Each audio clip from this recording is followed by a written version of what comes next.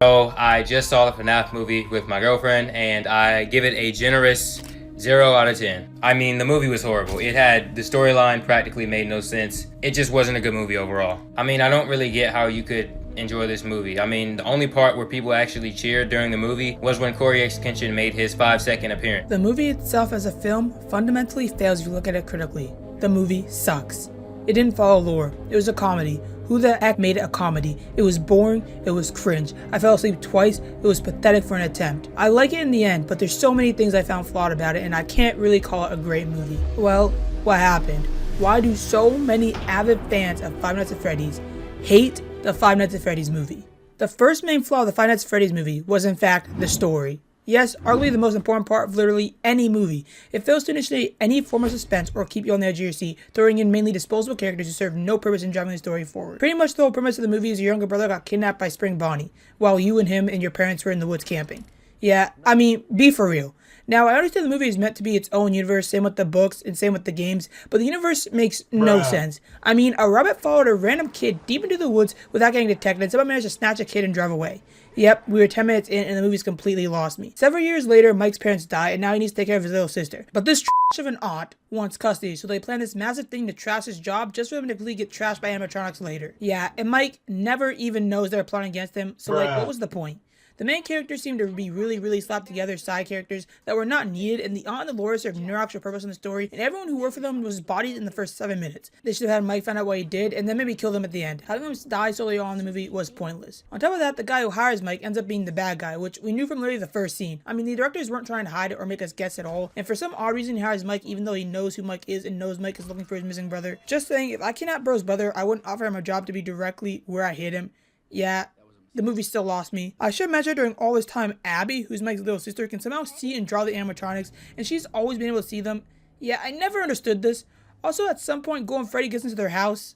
Yeah, long story.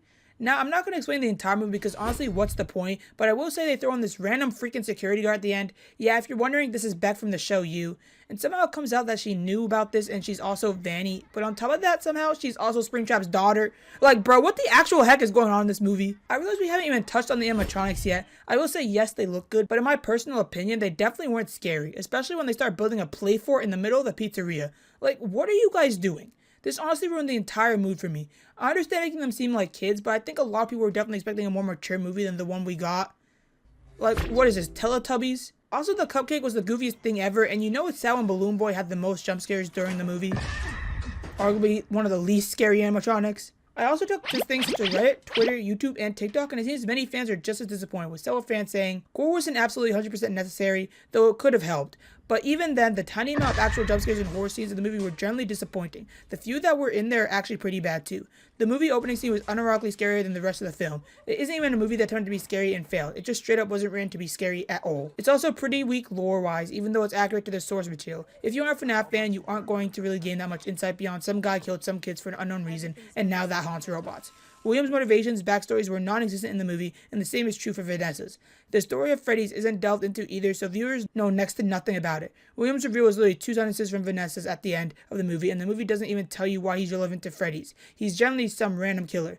Nothing interesting comes from Garrett's murder either. His death having anything to do with Freddy's is a boring coincidence, at least right now. You can tell the film was written for fans who already know everything and didn't have massive expectations. The movie was bad. The plot was really crap. On how it emphasizes dreaming, many plot errors. How did Vanessa save Mike from Foxy? The entire adaptation plot was forgettable. There was less camera horror action, which the trailers were pointing to. The entire friendliness of the robots to Abby killed the vibe of the movie. I get the fanbase is a bunch of kids, but kids also watch more mature, gory stuff today than they did, so the entire movie was too tame, as if it was made to be scary for 5-year-olds. I didn't like the FNaF movie. Abby was annoying. I can't explain how much I wanted to punch her. I feel like the death scenes were too cheesy. They could have been much better. Max's death was pretty much equivalent to Happy Blue's death, lol. There were way too many flashback scenes. I don't like how the animatronics befriended Abby. Chica's cupcake was overdone. I don't know why it was chosen for it to have more screen time and be more aggressive than the other animatronics. How did Freddy just appear in the house without the lady? So forgettable. I thought William Nafton's character was boring. The cupcake causing the spring locks to activate was ridiculous. The movie wasn't scary at all. I came there expecting to be scared to death. Overall, I'll give it a 4 out of 10. Disagree if you want, but it's just my opinion. And many people in their comments saying that they agree with their take. So, key points. Not enough suspense. Story was confusing. It felt fast-paced, aka a little rushed. Definitely not the same quality it felt for other movies. The animatronics looked a little goofy in most of the scenes. It wasn't scary, the story didn't make sense, and the cupcake was just plain out goofy. What I will say is I felt like the story itself was sort of all over the place. I understand what happened, but I don't understand why. His brother was kidnapped by William, I get that, but why? From my knowledge, the whole point was to lure kids into the pizzeria away from their parents. I simply cannot understand why you're telling me he followed them all in the woods to kidnap specifically his brother. It makes no sense. And why didn't he just take both? Also, what happened to his brother? Yes, he got bodied, but wasn't the point for him to become an animatronic, and he wasn't one, so he just got killed for no reason. Also, Mike never even finds his brother. I thought that was the entire premise, so a little confusing. You know who the villain is from the very beginning. It's so obvious by the way they over-evify him. It would have been better to leave us wondering instead of telling us from the first 5 minutes who the bad guy was. I don't understand why Vanessa was his daughter and why it took her so incredibly long to do anything. The story to me anyway just seems so incomplete. I was actually a little disappointed by how not scary it was, and that's coming from me. The reacts me a little rushed, and the climax finished before it began, kind of like your man. I did like his suit, however, but to be honest, I feel as if they should have given him a voice changer. He did not sound scary, and he didn't really even look scary. I wouldn't really call it a horror movie. If you do, it's more of a kid's horror movie. I'd actually argue Coraline is scarier, along with Monsters, Inc., Corpse and Bride, Goosebumps, and Monster House, and most other children's horror movies.